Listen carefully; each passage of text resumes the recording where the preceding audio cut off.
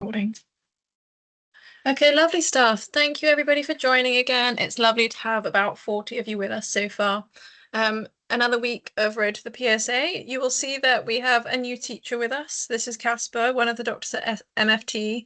Went to UCL, so if any of you from UCL are on here, it's one of your own. But thank you so much for doing this pretty last minute, Casper, as well. So Casper's going to be taking us through GP prescribing in the PSA. And we've got Catherine on as well, who's going to be in the chat. So any questions, you can pop them in the chat throughout. And particularly when we do questions, she'll put something that you can all like when you're done, and then we'll move on to the next one when a good number of people have done it. I know last week people said maybe wait a little bit longer on that. So we will wait for a few more of you to be done this week. But yeah, just to keep things moving, that'll be the system. So yeah, thank you so much, Casper. Well, thank you for the intro. Hi, everyone. Nice to meet you all. Basically, we're just going to cover some primary care stuff, and obviously happy to answer any questions about finals and medical stuff generally along the way, if needed. I'm an F1 now, so I was at UCL. Yeah, I mean, if we're all honest, the GP stuff isn't the most exciting. So I've tried to do some more interesting questions and some more niche bits, given I'd assume a lot of you will know the basics by the time you get to the exam anyway. So some interesting medical stuff hopefully in there along the way too. If anyone obviously has questions, just fire them in the chat. I hope got some helpful people there to answer. So assuming everyone can see my slides, we're just going to cover a few different bits and bobs. That's the number of questions for each category in the brackets there. Try to do more or less roughly what I can do in terms of proportions for the actual exam, but it is difficult in only an hour. And a lot of the more exciting PSA stuff is in hospital. So I've tried to do an interesting mix along the way.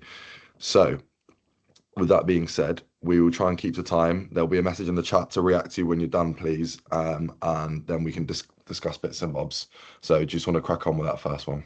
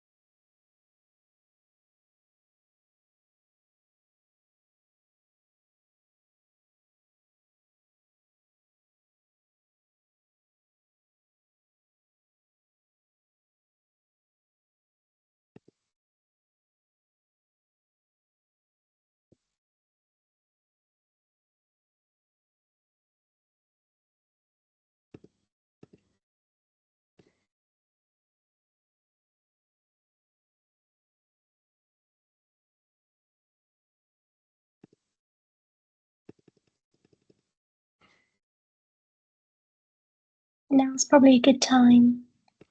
Wonderful. Okay, thank you. So I think some general advice would be, if you're ever in tutorials or anything like that, is always just some way, somehow write the answer down or whatever, just basically to commit yourself to something, because sometimes I'd come out of tutorials and be like, oh yeah, I knew that. And actually I was sort of on the fence between two and I wasn't confident enough. And obviously if whatever you're right or wrong, it kind of cements some more accountability in there. So definitely try and write it down regardless. So assuming enough of you have been done, what I've gone for here is metronidazole 400 milligrams twice a day for 7 days. So if you just, in the BNF itself, if you just search H. pylori, it comes up with Helicobacter pylori infection, a treatment summary. And if you just basically read through that, or you happen to already know the options, that leads us to this, but thanks, Catherine. So the main things with any H. pylori treatments is kind of twofold. One is just a PPI, so we've already been given that there, and the other thing is two different antibiotics, and you basically have the choice between amoxicillin, metronidazole, and clarithromycin. So we've already done the amoxicillin, which is kind of one of the three out of the way, and then it's often a choice between the other two.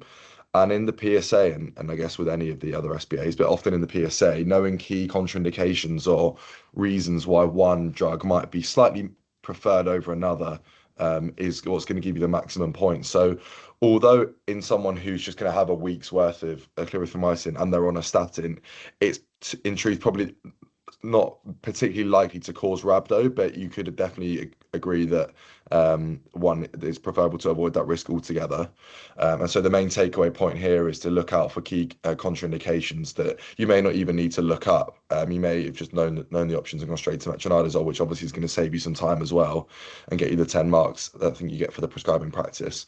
So the key things with H. pylori to look out for is you might often get an allergy, for example, penicillins, which rules out the amoxicillin. Someone might be drinking alcohol, and you can get the disulfur type reaction with metronidazole, which causes a sort of excessive vomiting. It's really quite uncomfortable, so that would rule that out. Or classic contraindications like statins with clarithromycin. So just a bit about H. pylori itself. The reason you do a urea breath test is because the H. pylori itself produces a urease enzyme, which makes the stomach a more sort of favorable environment for it to live in. And so with the urea breath test, it comes back suggestive of H. pylori infection. So you need to give it two antibiotics and a PPI to manage that. You don't need to retest afterwards for test of cure. It's presumed that if you're known to have H. pylori and you have good compliance and complete your treatment course, then it would be assumed to be eradicated, and that's why you don't need to repeat it. Does anyone have any questions about that at all? I'm just going to assume no one's got questions, and then please just unmute and interrupt me if you have any questions. Otherwise, I feel like we're just going to... Oh, yeah, thanks. Catherine's in the chat as well. Okay, let's move on. And so, I mean, clarithromycin would probably definitely get you some marks. It just won't give you the maximum, so I'll just put the best possible answer down there as far as I'm aware anyway. Okay, we'll go on to question 2.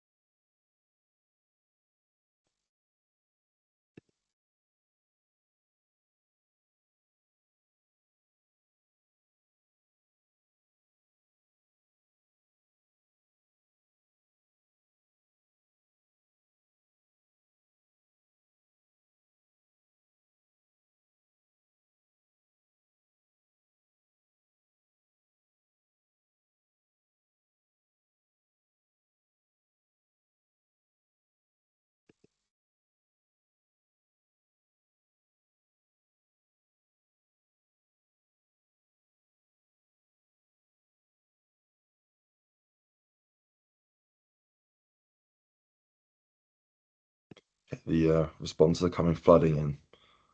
I promise it will be a bit more exciting than this question to come. Now's probably a good time to go through it. Perfect. Thanks, Catherine. Okay, so hypertension, I mean, it's pretty straightforward in terms of critical information. When you think GP and you think prescribing, that's definitely up there. I think you get the 10 different prescribing practice questions in the actual exam, and at least 2 of which are fluids, guaranteed. But given that we are not really doing that in GP, I thought I'd just do some more high yield stuff. So there are a few bits to consider, one being her age, one being her ethnicity, and one being her diabetes.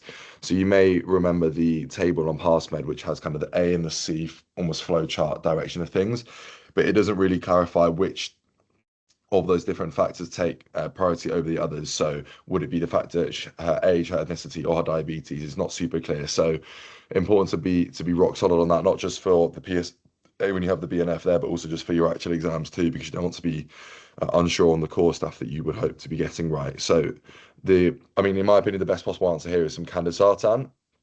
A few reasons. One, given her diabetes. So we want an ACE inhibitor and ARB because they're renoprotective, which we can touch on if people have some questions about that. And 2 being her age, and most importantly here, the extra sort of big points would be factoring in her ethnicity. So the diabetes alone puts you onto the side of the A side of things, so ACE inhibitor ARB, but because she's Afro-Caribbean, ARBs have better outcomes. So that's why candesartan is preferred. So again, you're probably looking at about 8 marks or so if you've gone for an ACE inhibitor, not a problem. I mean, a calcium channel blocker also isn't the end of the world by any means either, but that's the best possible answer here. It's also important just for your MLA, for example, of knowing actually when you treat hypertension, it's not a case of everyone with a raised blood pressure needs medication. Different stages of hypertension. So some of the possible reasons would be someone has a certain blood pressure and they're either diabetic, Q risk more than 10, known end stage damage, these kind of things. So it's easy to think just see if read the blood pressure and prescribe, but actually it's important to know when to act and when not to act as well. So I think that was a hopefully fairly straightforward one on the whole. Okay, we will crack on. So this is the next question.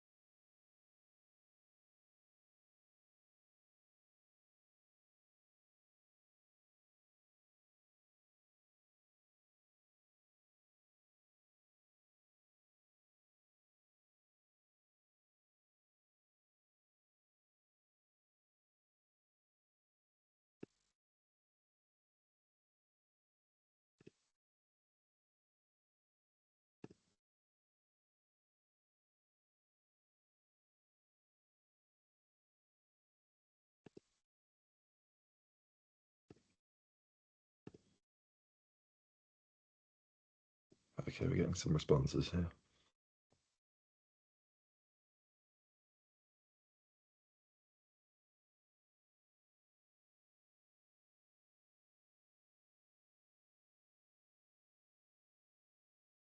Now's Yeah, now's probably the thank time. you. We've got a good few now. Just to touch on the last question. So although I put candesartan, any of the ARBs would be equally okay. When you're thinking of class of medications, they will kind of count for the same. It's just easy to put an example. So hopefully on this one, I've caught some of you out. So I mean, maybe a touch harsh for a PSA style question, but I think there's some useful learning points in there. So on the ear infections, bacterial therapies on the BNF, it finds you the treatment rationale. I can't remember off the top of my head if it says when to hold off and when to actually treat in children. But actually, the best thing isn't really to do anything, to be honest. So there are certain indications of when to treat with antibiotics and when not to for otitis media and otitis externa. So here we've got otitis media. There's a few different reasons. One being the tugging of the ear. Whether you want how you want to make that make sense is up to you. I kind of thought of it as well. If it was a otitis externa, I almost sort of rationalized that as the out ear. So if you were touching on the infected area, that would probably hurt. And I thought that although it doesn't really make much sense, given it's inside the ear, it's like a condensed tube. So if you're kind of tugging, you're almost like stretching it open, which might alleviate some things. So that's kind of how I always remember distinguishing the two. The other thing being the findings on otoscopy there. So you've got bulging and erythema of the tympanic membrane, but it's also important to note there that it's intact, so it hasn't perforated, which would be an indication to start. There's also no mention of any discharge or oozing within the ear itself, which would be another indication to start some antibiotics. So there's a few different bits and bobs to consider there. There's a PassMed section which tells you the indications of when to start. For example, I think it's children under 2 or 3 with bilateral, with perforations, blah blah blah, that sort of thing as well. So here I would just treat conservatively with paracetamol, making sure you change to the BNFC. The year before I sat the PSA, there was a question about bacterial meningitis in children, and lots of people in the year above me didn't change to BNFC, so gave a child 4 grams of paracetamol. So it's just something to be conscious of, making sure you switch back and forth. Often it takes a mistake in practice to realize that you need to do it. So if that was this case, then at least you hopefully learned to double check that now. So medicinal form is another important thing, not so much in this case. I was going to do some questions on HRT and things like that, where medicinal forms are slightly more important, but I know that there's a women's health either that's been done or coming up, so I'll leave that for them to touch on. And just also sometimes being comfortable also in your MLA, not necessarily giving sort of strong active treatment at every single opportunity, and being okay with just doing the thing that's right in the moment, which would just be some paracetamol. And obviously in real life you do some safety netting as well to come back if it's not improving, and all the usual red flags like mastoiditis and that kind of thing as well. So hopefully caught a few of you out there. Okay, next question.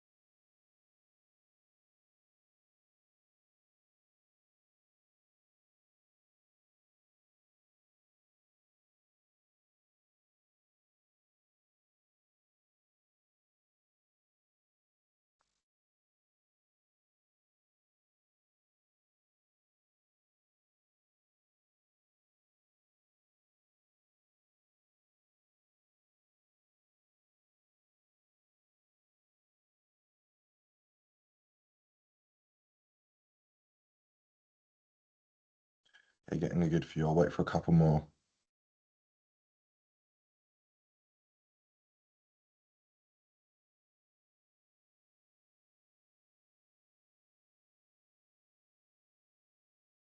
Okay, cool. Let's do that. Okay, I'm just stalling to give a few more people a chance.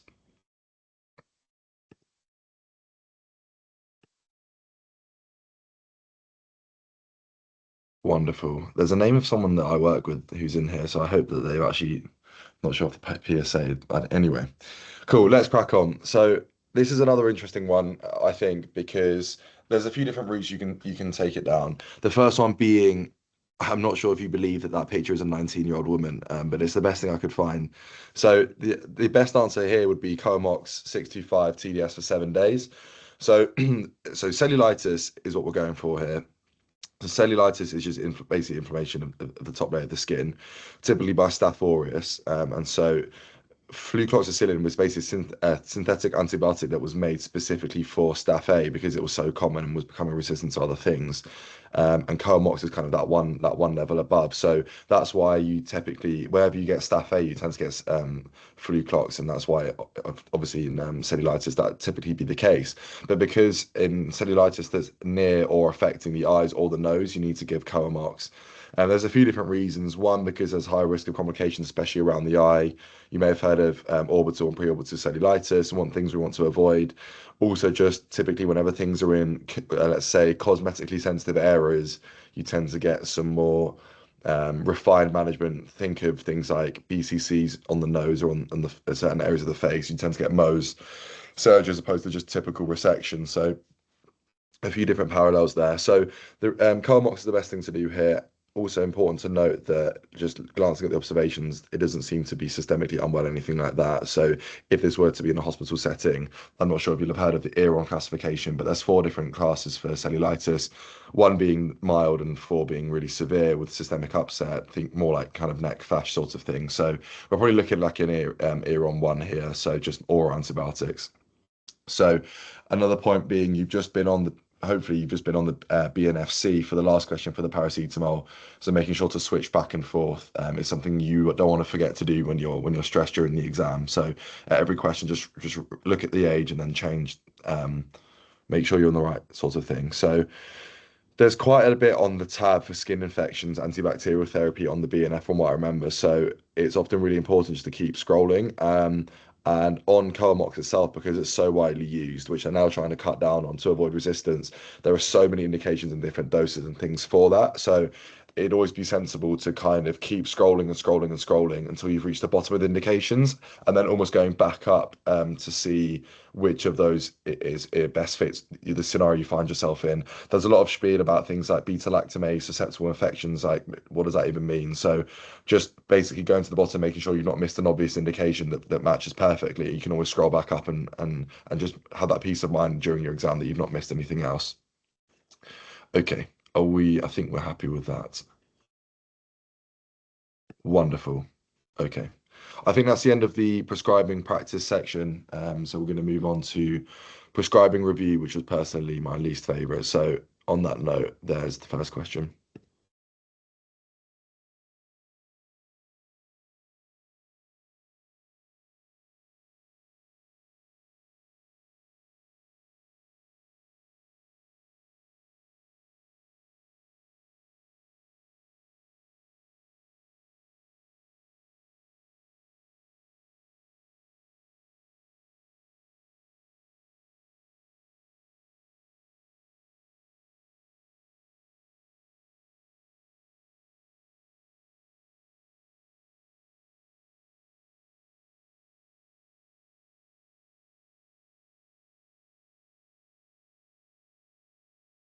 And that was the tightest media in the question before.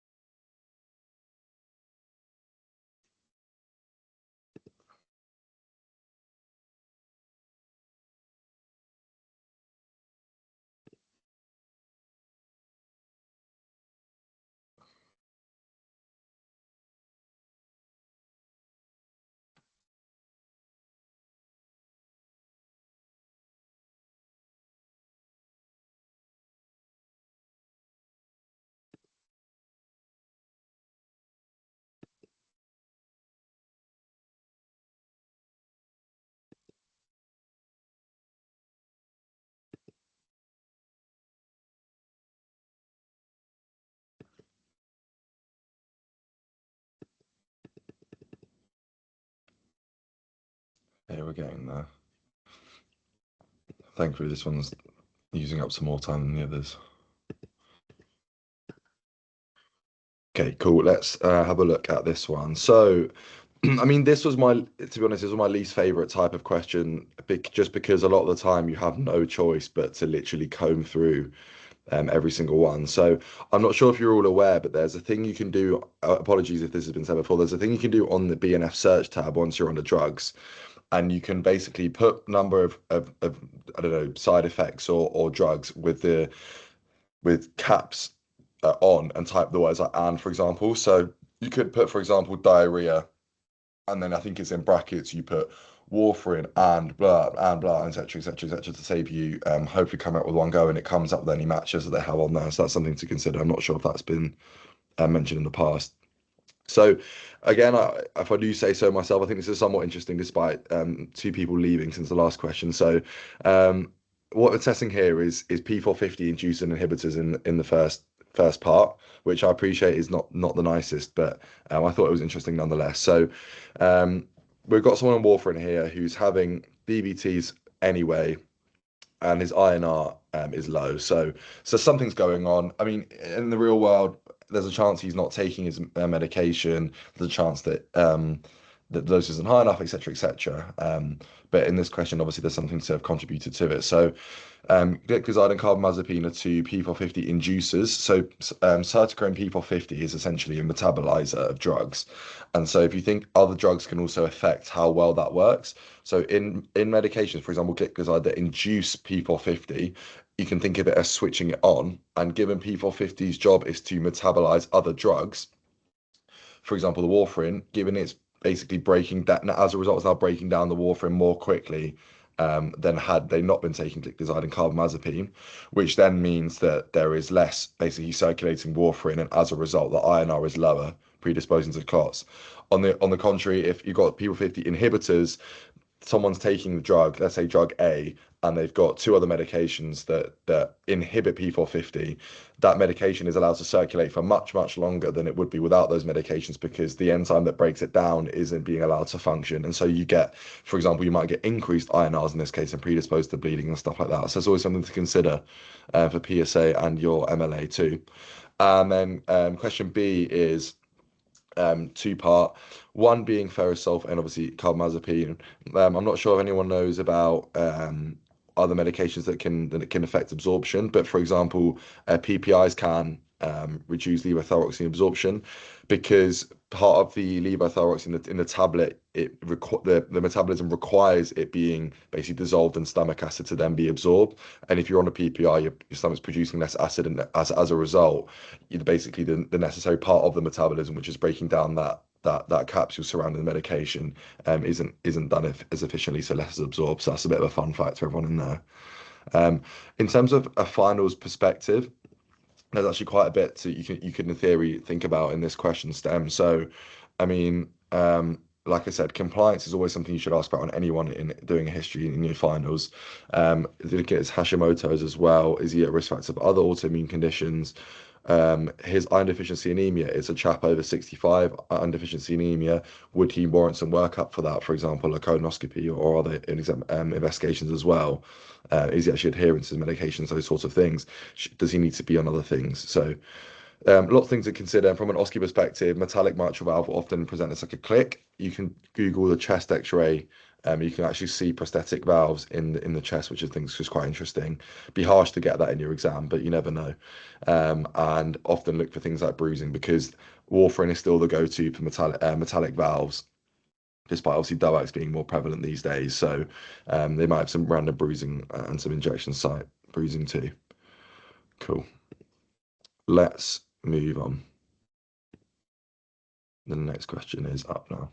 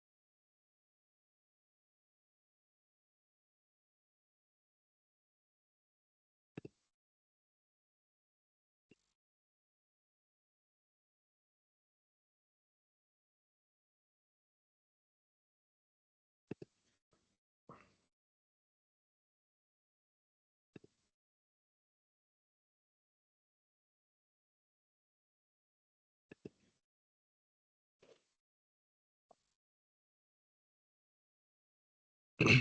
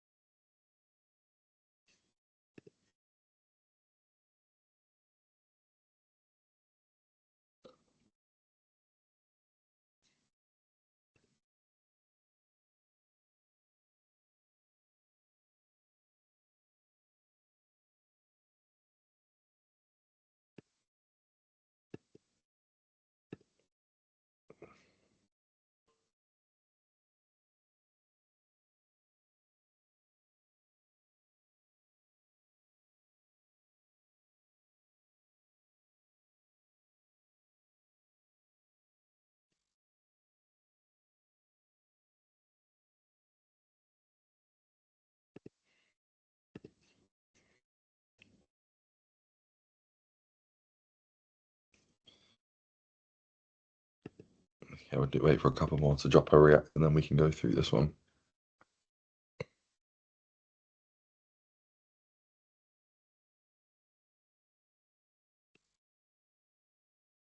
Okay, let's have a look. So, I mean, to be honest, I do think a lot of the PSA, it gets to the point where if you're strong on your finals knowledge, and especially your drug SPA relevant knowledge anyway, you can save yourself a lot of time and faff.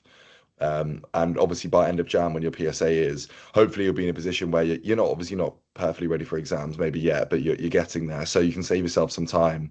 I think there is definitely use for those sort of search bar tricks like the ands and ors and using the brackets and things like that, which hopefully someone has gone over before. But the answer here being verapamil and bisoprolol. So typically you'll get these kind of questions in the context in the MLA maybe so in the context of angina and drug management and of angina. And the reason they bang the drum so much about whether it's a rate limiting or a non-rate limiting calcium channel blocker is because the rate limiting ones can cause bradycardia, and obviously one of the known side effects of beta blockers is the same. And so if you're combining the two, they can cause complete heart block and basically cause someone to drop dead. So that's definitely something to avoid. And I'm not sure if you didn't know that kind of off the top of your head, or you didn't, I guess, maybe get slightly luckier because in terms of how you went through methodically searching them up. But that's definitely quite a classic drug-based reaction that tends to crop up in exams. That isn't that rare, to be honest, in the grand scheme of drug reactions. And the second one being salbutamol. Now, annoyingly, I believe some of these medications can also cause palpitations, but so when I was doing some practicing, I often found that I would say atorvastatin also did, and it was in the less common section. I would just be like, that's the answer. But often, based on the fact they're asking you for which is the most likely, you need to basically methodically go through them, which is really quite annoying. But again, that's not a super uncommon side effect of a key medication like salbutamol as well. So that was kind of the rationale on those two.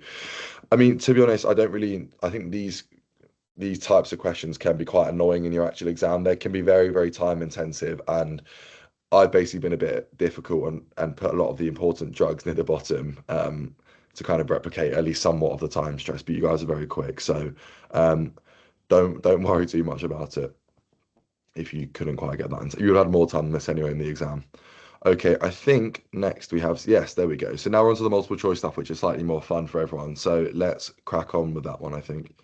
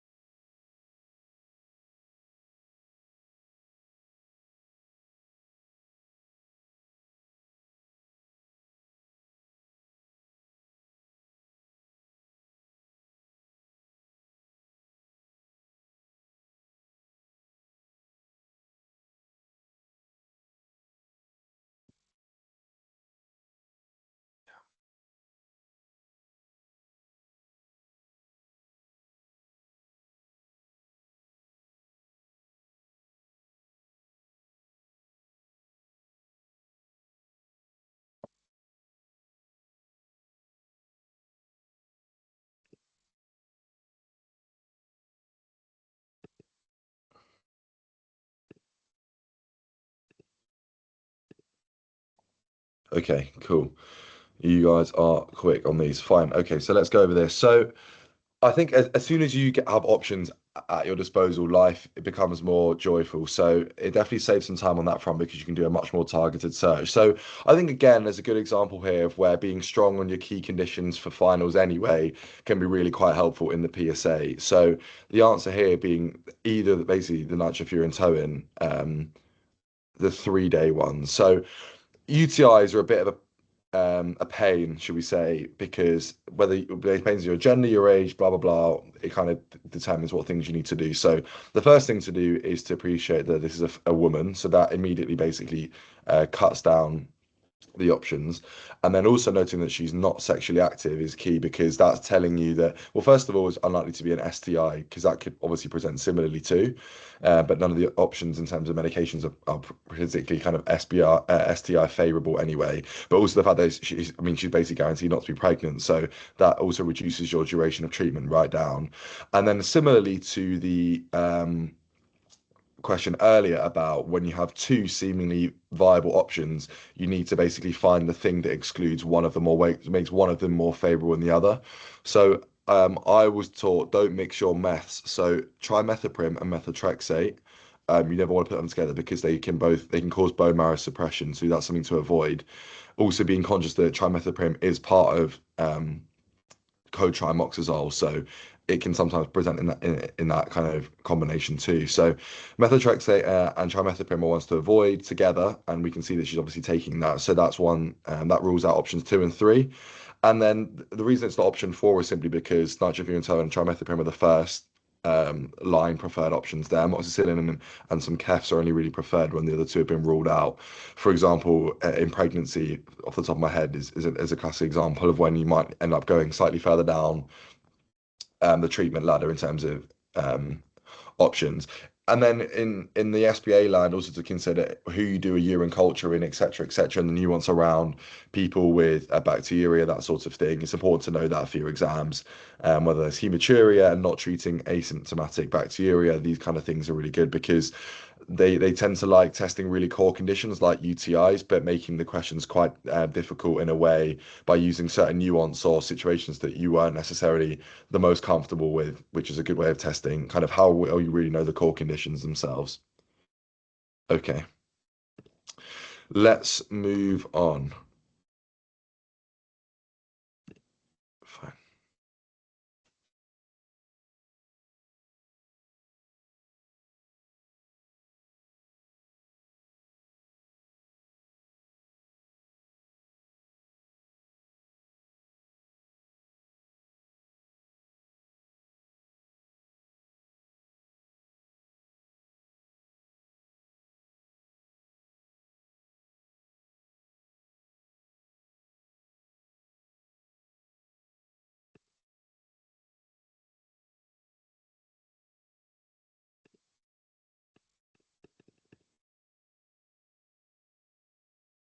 Okay, people are feeling confident on this one.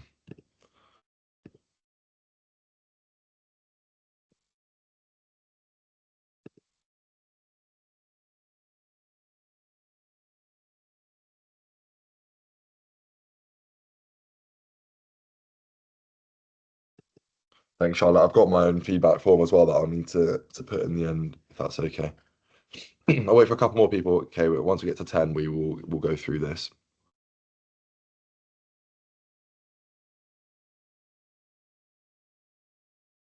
Wonderful. There we go. Okay, so hopefully again the idea of the session being trying to catch people out, which isn't very nice. So the answer here is still Ben Pen. So there's a few things to consider. The first one being, well, fairly typical presentation of what seems to be meningitis. And then the fact that there's a new rash kind of points you towards the meningococcal septicemia type of route. So something needs to be done, and then you stumble across the issue that is the allergy. And so understandably, if you'd seen that and thought, I don't fancy that, and given something else other than Ben Pen, that is, I guess, perfectly understandable and reasonable. However, in the context of a life-threatening situation such as this, if the allergy itself isn't life-threatening, you still give the Ben Pen anyway. So the option is still number 4, and there's a few reasons, not the others too. So rifampicin and Cipro are used for prophylaxis for close contacts. So that's why they're not used as kind of first line treatments for that. Rifampicin also has some involvement with P450, and there's some other things that it can do, like cause hepatitis and make your urine and your tears yellow/orange. So that's something to be aware of, just generally anyway. Cipro, the classic thing for that is it can cause Achilles tendon ruptures and that sort of thing to be conscious of too. And it also tastes disgusting. I had to have it for this simple sort of very reason recently, and it was absolutely vile. So try and avoid people with meningitis is usually a good bit of advice. Acyclovir is used for when people worried about meningoencephalitis, and amoxicillin just isn't used in this case. Also slightly unfair, maybe a touch, but IVs aren't really something that GP practices tend to offer, so neither of those would have been that likely. Okay, good. So on the topic of allergies and things, I'm not sure how many of you are aware, but in terms of cross sensitivities, if someone's anaphylactic reaction to penicillins, for example, you also want to avoid other beta lactams such as cephalosporins and other medications like that. So there's a few to look up on if you want to have a read in your own time about cross sensitivity because of the beta lactam ring, and in which antibiotic classes to use if someone's anaphylactic to penicillins, for example. So that's something that definitely could come up in your exam. So I've just seen a question for the salbutamol rapamycin. I mean, it's a perfectly valid question, to be honest. The answer being, I don't really know, if I'm being totally honest. So I think you'll get that in your PSA where there are multiple that are in the same bracket. To me, salbutamol and palpitations is just a hand-in-hand one, so maybe slightly unfair in that case. So I mean, definitely give yourself the right answer for that, but it's just something to be aware of. Sometimes you'll be in the PSA and multiple of the options seem equally common, you have no way of knowing it, so we'll call that preparation for that.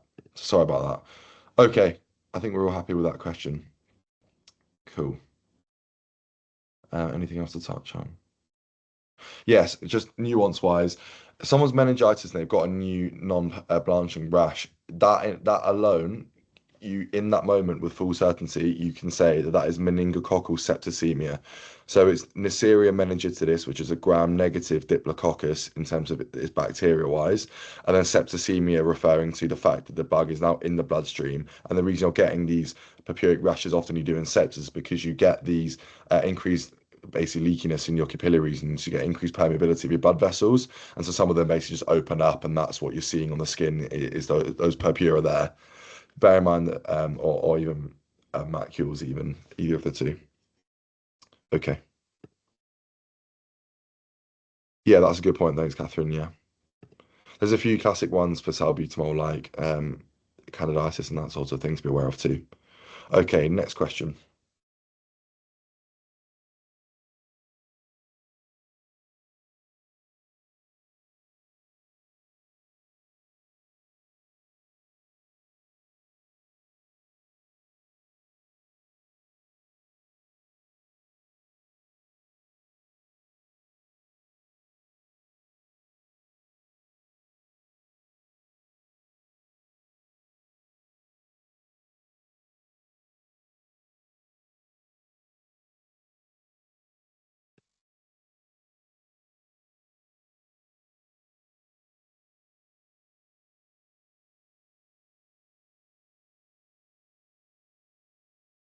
Okay, people have taken to that very quickly. Perfect. Let's one more, and then we will go through it. There we go. Wonderful. So the option here being to double the dose. So this is something that's a similar style you'll get. So the classic examples that I had in my PSA were benzos and the key information to provide, whether that be not driving or operating heavy machinery, that sort of thing can make you drowsy. So similar to some SPAs, often a lot of the answers will be correct answers, but you're looking for the single most important. So that'll often be something that could actually be a life-threatening side effect. For example, warfarin can also cause bleeding and that side of thing as well. So taking your time, and often the answer won't be in the BNF as such. It's just something you've got to kind of, if you were maybe think about if you were the patient, which one would you most need to know? Some of them will refer to what color the tablet is and that sort of thing, which obviously isn't that important to know. So just going through them here, you have to double your doses when you're unwell. This is because when you're unwell, your body basically undergoes a bit of a stress response and spikes your sugars. So if that isn't well managed by the insulin dose being doubled, then that can predispose to things like DKA, which obviously is something we really want to avoid. So an example of something being correct but not being the most important would be that it can result in weight gain. So classically, you think diabetes, you think type 2 diabetes, and you think people who are overweight, and type 1 diabetes people tend to shell off loads of weight. So as you then replace the insulin, people can gain weight again. So something to be aware of, but definitely not the most important in this case. It's also important to try and monitor your blood sugar levels more often, and if you can, monitoring your urine or blood ketone levels at home as well, just to check for any early signs of ketosis there. And then you always want to drink plenty of fluids, 3 to 5 liters if you can a day. A few different reasons. One being just basically diluting the blood sugar. Two being just hydrating yourself, and that sort of thing. So just some general useful advice there, but the most important definitely being to double the insulin dose if you're unwell. Wonderful. Let's move on. We're getting there very shortly.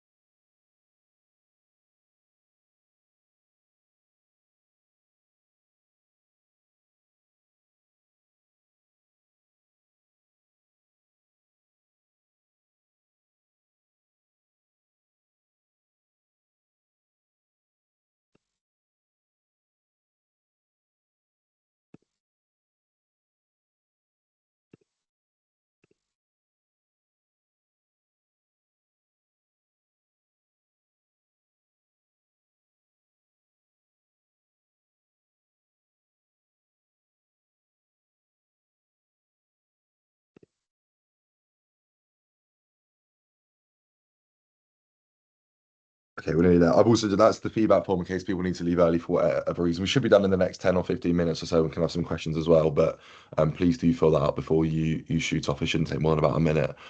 Okay, enough of the self promo. Let's have a look at the answers. So been a bit sneaky here. Apologies if I've caught anyone out. The thing being that hyperhidrosis is listed under a very common side effect, and morphine.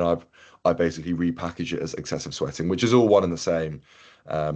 The key things to be aware of here is that worsening of renal function. So you classically think when you have an AKI, you tend to stop morphine, same way you would to stop NSAIDs, that sort of thing, because you may intuitively think that they're all of the drugs contribute to worsening of the renal function. But in the context of things like metformin, lithium, and morphine, the reason you stop or reduce the dose is actually because they're renally excreted medications. And so they themselves won't contribute to worsening the kidney function or even the AKI, really. It's just the fact that because they're renally excreted, if you suddenly have a kidney injury or a reduced EGFR, for example, you change to oxycodone once you're below 30, is because that can then predispose to build up of that drug because it's not being metabolized and effectively cleared. And so you can predispose yourself to overdoses unintentionally, which is obviously something we want to avoid. In terms of diarrhea, classically, whenever you've got prescribing, you should always, if you're giving opioids, you should always give anti-sickness and laxatives PRN. My go-to was always Senna and cyclizine. I just felt that as a parent, they have the fewest contraindications. They're just the easiest to go for. And then pruritus. So itchings tend to be something that you actually see on withdrawal of morphine and opiates as opposed to when you're actively taking them. And then drug dependence is obviously something to be aware of, but it's much lower down on the list. And also we're in the context of starting a new medication, so unlikely to be something that develops immediately. And I also believe it's probably on the less common list. I'm not entirely sure. Okay, I don't think there are many left now, so let's crack on with the next one.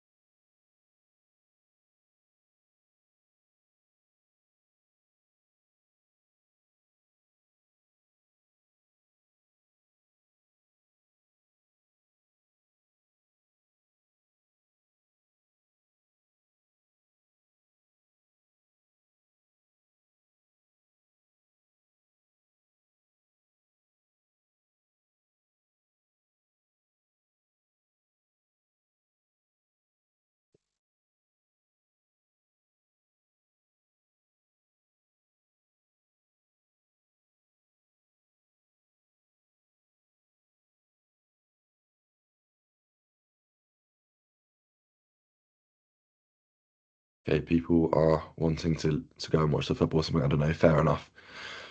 Cool. 10 people, and we're nearly there. There we go. Wonderful. Okay, so an interesting one here. Again, maybe slightly cheeky to include in a PSA, but I thought it was something interesting to consider. So the answer being take straight to hospital. So anyone less than 3 months with a fever needs to be seen by a specialist, aka Peds A&E straight away. Another similar one that I remember is anyone with a limp under 3 years needs to be seen by a specialist. They tend to be ones that stick out to me in terms of Peds nuance. So, although we can obviously see that based on the observations and things, the blood pressure and the heart rate actually look quite awful, but that there is actually within normal ranges for pediatrics. So, I definitely don't think you need to necessarily learn every age range's observations that are normal and things, but that just the general ideas to be aware of. Obviously, in a child, you won't need as high a blood pressure as in an adult, for example, who've been smoking and whatnot their whole lives. So, just something to be aware of there. Typically, off the top of my head, it was eating and drinking less than 50% is often where alarm bells start ringing. So more appropriate for your SBA, but there's the traffic light system for pediatrics and when to be seen in a hospital and when's concerned, etc. Useful things to learn. A lot of it is kind of intuitive in the sense of the green stuff is just minor signs of distress, for example, and the red stuff being really quite severe. There is some nuance in there like grunting and neuroscience, that sort of thing. It's it's fairly intuitive, but I wasn't that confident in a lot of the questions, so I actually ended up learning it just to give myself the security that when I wasn't sure, I had that almost protocol to fall back on, so that helped me out a touch. So okay, take to hospital is the key bit, and again, there's not really anything else the GP should be doing other than making sure that that child is seen straight away. Cool. I don't know, in neonates, the first sign of sepsis is also respiratory rate increase. So always something to consider, even if it isn't a respiratory focus of infection. Okay. This may be the last one. Um, so give that a go, please.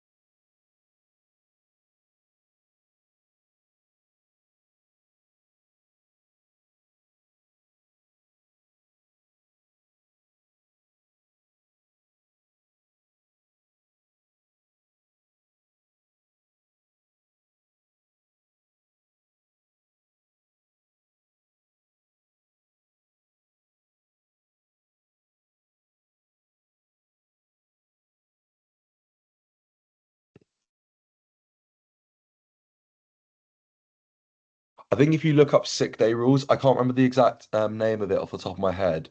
It's definitely on PassMed, which is I think it's just kind of the guru for life anyway. I'm sure it will be on there somewhere. I'm not sure, Catherine, if you're able to have a look, if that's all right, please. Catherine actually had to dip for a Oh, late not worries. appointment, I'll have a quick but look. yeah, I can Um, try and oh yeah, if you can have a look. Thank you.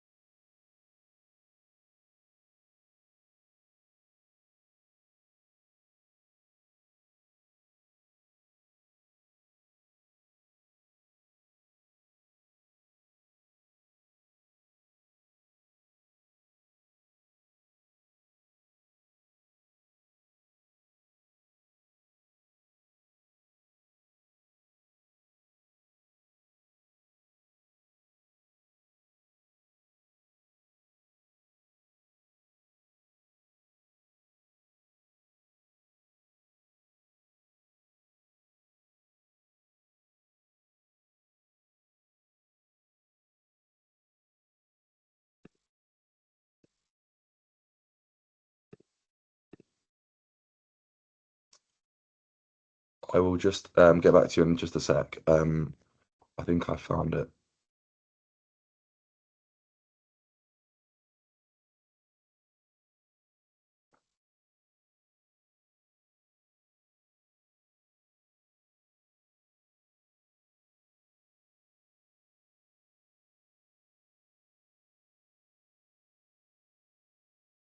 Okay, we've got 10. Sorry, in terms of the insulin thing, I'm not even sure if it says it on there. A lot of the time in the actual exam, things won't be. I think they phrase it something like an assumed level of knowledge in terms of certain conditions. So sometimes it can be a bit unfortunate. But it's definitely on passment, something to be aware of, especially if things like counselling and things like that in the exam. So apologies if that's not.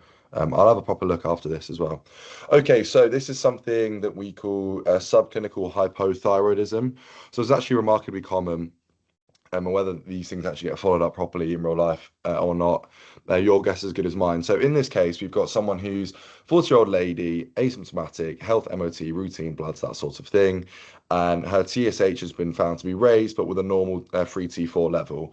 And so sensibly enough, 3 months later, the level is repeated, and basically a near identical result was found of raised TSH but normal T4, but still asymptomatic. So in this case, if you search on BNF, if you search hypothyroidism and then control F, so using a keyboard shortcuts is really important in the PSA. It just saves you a lot of time if you're nifty with control F and things like that. And just search the word subclinical, the guidance is actually on there for this. So in this case, it would warrant a 6-month trial of levothyroxine. So that's what to do here. So repeat TFTs you don't need to do because you've already done that 3-month repeat, and that's telling you in itself that there's something to consider there. Chest X-ray for gorges isn't actually something that happens really. That's not off the top of my head anyway, an indication I've known for doing that. Usually you do that on your thyroid examination, which can come up in your exams too. Carbimazole is actually something that is kind of anti-thyroid, if that makes sense. And a key, I was going to do a question on this, but I couldn't really find a way to make it make sense. Is carbimazole one of the key side effects to be aware of? Is agranulocytosis, so can essentially clear out the granular sites, which are responsible for phagocytosis and the kind of first wave of immune response.